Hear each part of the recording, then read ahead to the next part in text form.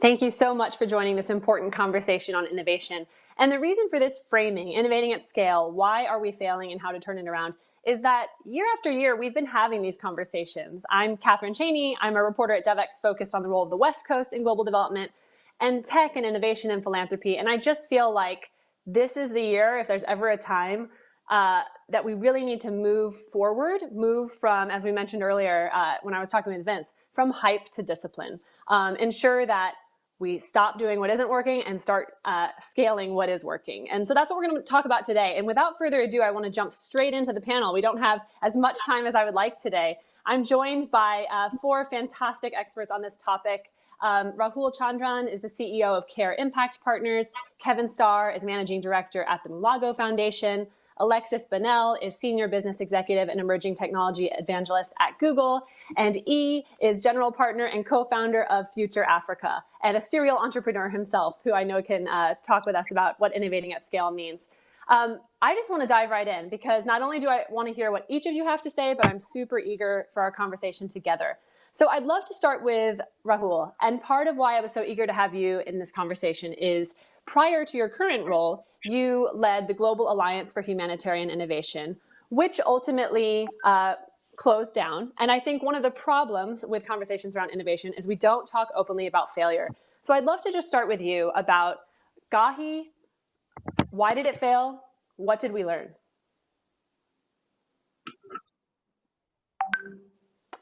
Rahul, yeah, you're muted there. There we go. There's always something, I'm sorry. We learned that innovation is not sort of a renegade Silicon Valley Elon Musk enterprise if we're going to succeed at scale in the humanitarian sector. It's different pathways, different objectives. We need an ethical basis for what we're doing.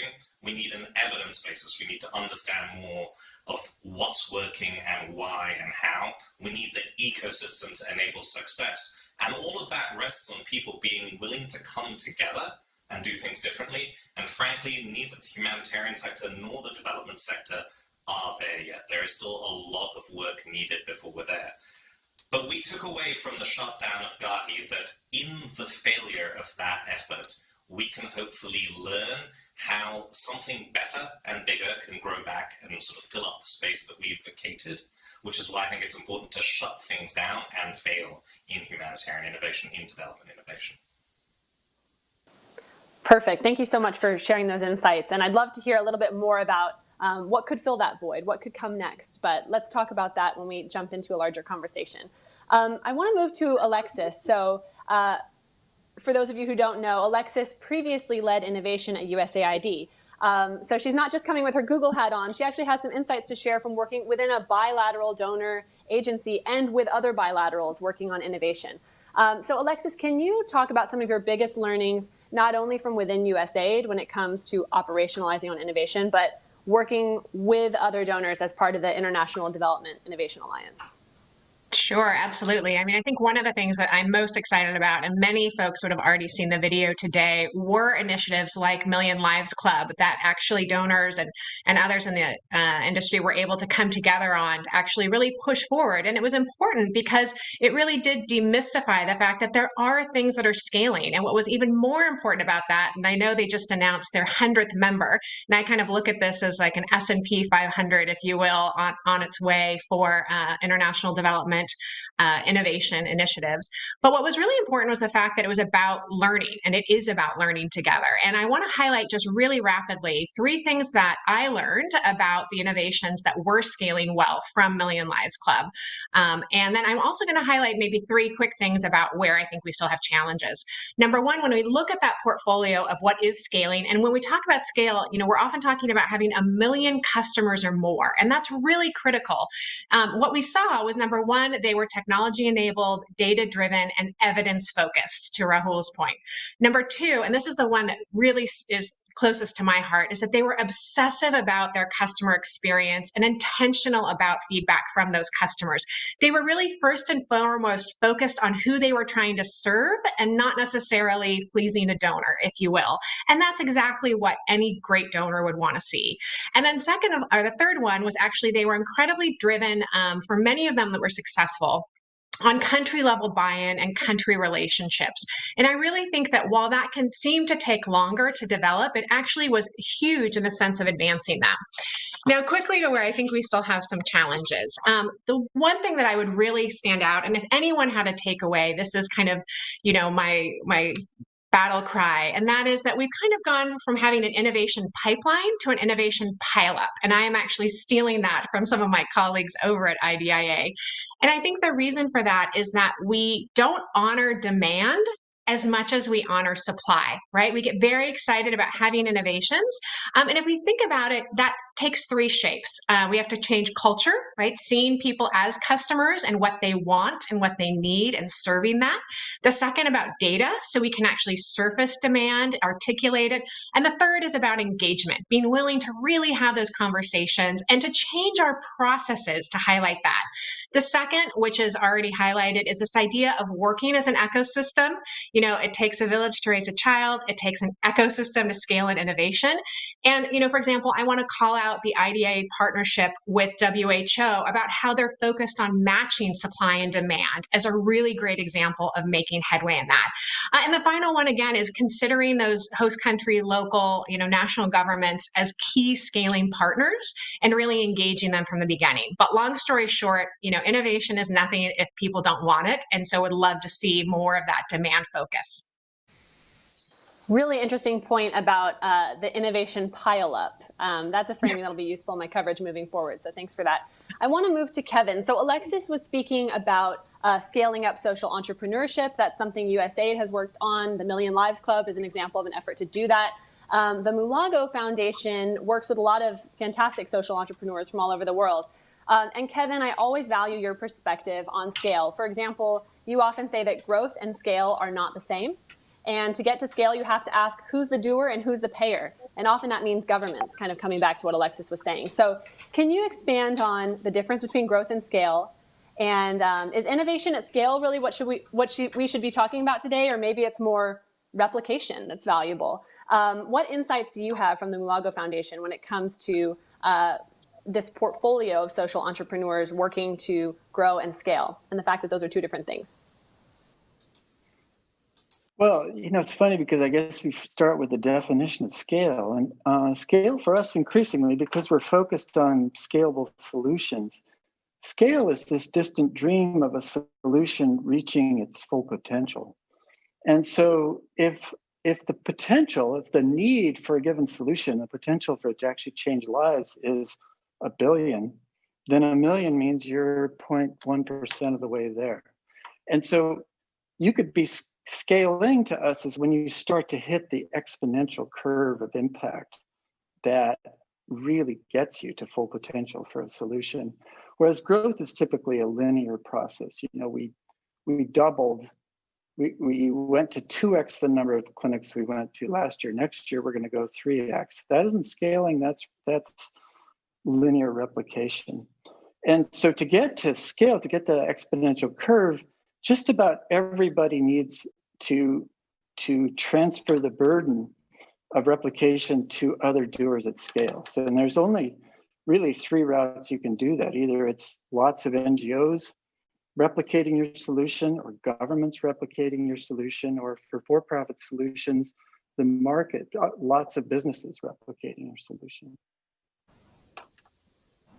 Thanks, Kevin. And I think, we're talking about innovation at scale in a number of forums in this panel where we're trying to bring all these perspectives together. And I think one example is the social entrepreneurship example, which Alexis and Kevin both spoke to. And I think another example is more what Rahul was talking about earlier, this sector trying to do things differently and better and more effectively in order to reach their goals. But I think there are some important synergies between each of your perspectives, which we'll get to in the conversation. So for those who are less familiar with your background, prior to your work with Future Africa, you helped to build Andela and Flutterwave, 2 of Africa's largest tech companies. So you can certainly speak to innovating at scale. I'd love to hear your take on this. I mean, I know that one of the big challenges when it comes to social entrepreneurship, for example, is that many entrepreneurs from the African continent struggle to raise the capital they need to launch and scale great companies like you've done. So how do you look at, again, why are we failing and how to turn it around? what is this crossroads we've come to in terms of innovation at scale, and what can we do moving forward? Absolutely. Thank you very much for having me on here. I think a big aspect of the challenge is that historically, the aid industry or the development industry has treated profits like a curse, and has treated the building of businesses that actually serve people's needs as something that is asymmetrical to social impact. And the reality is that until we can get companies on the path of aligning impact and returns, high impact, high returns on the same path, it's going to be very difficult to see development organizations and institutions respond to a number of the challenges that people are facing in ways that it can actually scale, further to what Kevin said. And, for us at the fund, or the Fund for Africa's Future, for us at the fund, one of the things that we are very particular about is this idea that we have to support and partner with innovators by providing them with capital, coaching, and community to be able to look at the challenges that the continent faces and turn those challenges into global business opportunities. And I think that's where we tend to miss things. And particularly from two very quick perspectives, because we don't have a lot of time. The first one is in understanding that people who are in these markets actually just need the tools to be able to innovate for themselves. They know the solutions to their problems, but they need to be empowered with the tools to solve their own problems and then export those solutions to the rest of the world. And then second of all, there has to be a concerted effort to redirect philanthropic capital into businesses that can actually scale, that are profitable, but that also have impact, not in an impact investment kind of way, but in a venture-driven kind of way where innovations that are fully researched and have the capacity for scale and impact are then unearthed from these people and from amongst them and exported to the rest of the world. Point taken, and I think it's an excellent point around turning challenges into business opportunities. But I actually want to bring Rahul back into the conversation because I think for many global development challenges that is possible, absolutely. But then there are certain priorities where aid has to play a role, right? And I think humanitarian response and many of the projects that Gahi was looking to take on, that's a great example where innovation at scale means something very different and typically not as many business opportunities. Rahul, as you look to the future, taking learnings from Gahi and maybe creating something better in the future or reaching more progress in the humanitarian innovation space. I know you're still in touch with so many people working in humanitarian innovation. What does that look like? Where do you hope to see this work lead? So I want to pick up on what Alexis said about listening to demand, right? For all of that to succeed, and what EA mentioned as well, we're going to have to be local, proximal, let's call it decolonized, right? We need to understand that the humanitarian system of 1947 is not the humanitarian system we're going to need in 2027, and we now need to start shifting to a different system. And that's really how we're going to see scale. But also picking up on that idea that scale should be $1 billion. I actually think that scale is about right sizing. The right scale for some innovations may be a village, a community, a particular subgroup with a specific need, not Uber. And that's okay. And that's where humanitarian solutions may not be sustainable businesses because they're stepping in where there's systems failure. The scaling pathways are different, the sustainability pathways are different, and we need to recognize that and actually tear out the problems facing humanitarian innovation, facing development innovation, from the challenge of social entrepreneurship, which, as Alexis said, we're actually doing pretty well on. Now, we need to support all of that with what I'll call let's call it a positional innovation, right? We need to change the way we approach markets and businesses in the private sector. That is the local level small entrepreneurs, as EE was saying, as well as the global private sector, to crowd all of them in and transform the way we do markets and business approaches work, as we say at CARE. But we also need to fundamentally decolonize this entire system, to put the people first, to listen, to respect, and to be humble, but ambitious. ambitious, humble in that we trust local actors to tell us what is best for them, ambitious in that we have an obligation to every human on the planet that we are not meeting, and so we're going to have to transform the way we do business to meet those obligations. So many important points to pick up on. I'd love to pick up on two, and then panelists jump in if there are other things you wanted to cover. So I love Rahul's point that scale is about right sizing. So I'd love to hear your take on that, if any of you want to jump in on that. And then certainly this point on decolonization. And this is a moment where we have a real opportunity to do that. As everything goes virtual, let's not go back to the way things were before necessarily. Let's pause and figure out what might work better moving forward. So who wants to pick up on either scale being about right sizing or this being an opportunity to decolonize this sector? We'll go to Alexis and then Kevin.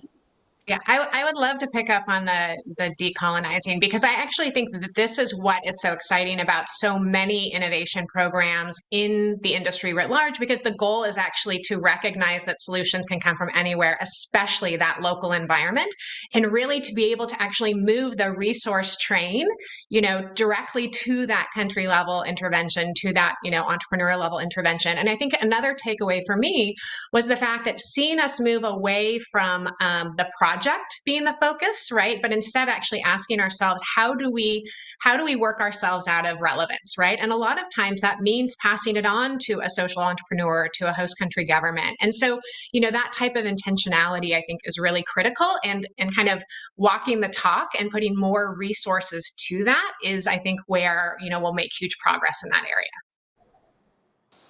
Kevin, did you want to jump in at this point on right sizing? I know is something you might be able to speak to. Does scale always have to mean one organization grows really huge? I know your answer is probably no, but how would you redefine it?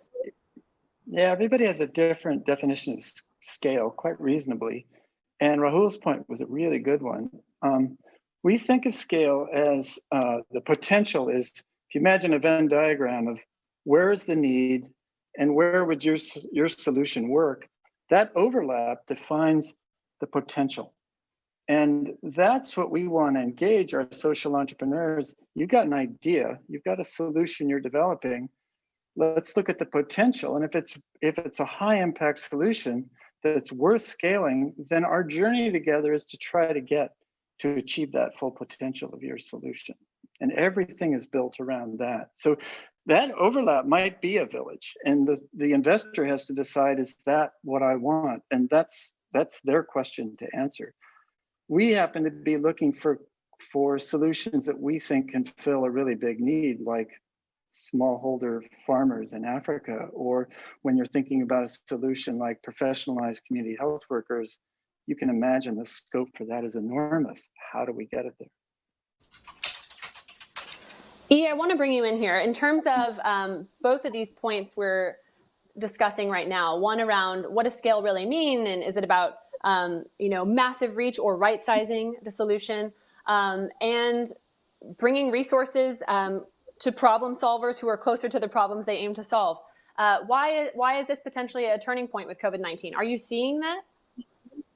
Yeah. I mean, there's some interesting innovations that are happening as a result of COVID-19. But I think just kind of leveling up a little bit, there's a tendency to think about these things in terms of dichotomies. Meanwhile, I think we need to transition the community to more of a platform thinking approach, where you're basically, if you think about the entire industry of technology and software, it's basically a platform on platforms, right? On the platform of open source software, you have cloud computing. On the platform of cloud computing, you have, SaaS, or you have social networking. And there's so many different platforms competing and being combined to create niche solutions that eventually start to scale. And I think the development community has to then shift its thinking back to your point about where should aid be required. It's in the seeding and building of platforms that can enable scale at different sizes. So if you look at a platform, for example, like Facebook, everybody just sees big social network, but some people look at Facebook as, a forum for them to be able to share ideas about, a disease they have, or to be able to have a conversation with a doctor, or to be able to trade with people in their village. People are on that platform deciding to pick out whatever scale they want their innovation to take. And I think that's where we need to be investing more. How do we lower the cost of platforms and infrastructure that can enable people to solve their own problems? So, for example, one big need in Africa is connectivity. Why are aid organizations not pouring billions of dollars into connectivity? It is proven to change people's lives. We should be putting more aid money into building that long-term infrastructure because nobody else can take those risks, right? Why are we not, putting more money into identity platforms? So I think these are the kind of strategic investments that the aid community has to make a decision to do, and then provide a forum for different groups to come in. And back to the point about COVID-19, connectivity is a big challenge because now the digital divide has now been further accentuated. And the development community cannot be there to help us. So investing in things like that are extremely critical. Agreed. There's huge urgency on that. Go ahead, Alexis. I'm just so excited by, where he just went because he's spot on. And I think taking that, a step further is by investing in connectivity, what we do is we give our customers voices. I mean, if you think about the fact that, over 600 million cell phones in Africa right now, a woman in a village, if she could get to me in my old job, she could say, Alexis, I really need water, right? Versus maternal and child health. She could have that preference. Her demands could come alive. And so, I'm just really excited about this idea of how do we give more agency, more connectivity, more voice, right, to the customers, that we really want to serve and put them in that position of power and demand and to be voices that are heard. So you're my new hero. I'm circling back afterward. This is awesome. Love it. Sure. Rahul, I see you want to jump in quickly. Go ahead. You're on mute, though. There's tension between that. That's the social model of innovation and sort of what the public sector has to use. We are decreasing the rate of increase in our reach of mobile telephony, and we're leaving the bottom of the bottom behind, and that's a problem. So I'm with you that innovation should be local and proximal. It should serve, it should understand its own pathway to scale. But I'll stress this, the biggest single mistake we've seen globally in innovation is that if the ethics aren't there from day one, you can't build them in afterwards. If it's not ethical, don't do it. Profit isn't unethical, but it's not inherently ethical either. Thank you, Rahul. Well, I don't know, that's a pretty powerful message for you to end on, but I want to give all of our speakers a chance to come back one more time, and I'll come back to you as well. We have just over 2 minutes left, so this has to be very quick. But what I'd love to hear from each of you is, what is one thing you would like to see the international development community, define that as you wish, more traditional donors, NGOs, or entrepreneurs, investors coming into the space, when it comes to innovating at scale, however we'd like to define it, how can this be a different conversation a year from now? What's one thing you want to see people do more of or less of? Rahul just mentioned something very important, I think, but I want to come back to each of you, 30 seconds or less each, if you don't mind. And I'm just going to go with Alexis first. Sure. I think in 30 seconds, I think my asks would be invest in connectivity and switch to thinking about being customer centric and not sectoral or project or whatever centric. Perfect. Well put. Kevin, you want to jump in? Yeah, I want funders like me to be more accountable for impact. So we're hungrier for impact. So we chase impact and we scale impact. And people like me get fired if we don't produce impact. Love that. And I'll quickly note, you can find some Devex coverage on this. The Mulago Foundation and Kevin have been involved in efforts to try and make that happen. It's definitely something I'm enjoying following. We'll go to you. One thing you want to see done differently? I think we need to break down the false wall between social impact and returns. The reality is that returns and profits are not sustainable if they don't deliver impact. And impact is not sustainable if there is no financial mechanism for sustaining it. So we have to break down that false wall and understand the two must be aligned for us to get the long-term progress that we all desire. Thank you, E. And Rahul, anything else to add? What do you want to see? Sure. Say no. Stop doing things. Slim down. Share. Go local. Start ethical. And take one good lesson from venture capital instead of all the bad ones. Be patient. Pivot. Learn. Love that. I'll quickly end by returning to something Kevin said. Scale is this distant dream of a solution reaching its full potential. I thought that was really powerful. And I hope that with this great advice, it won't be such a distant dream because we have a lot of important work to do. Thank you all so much.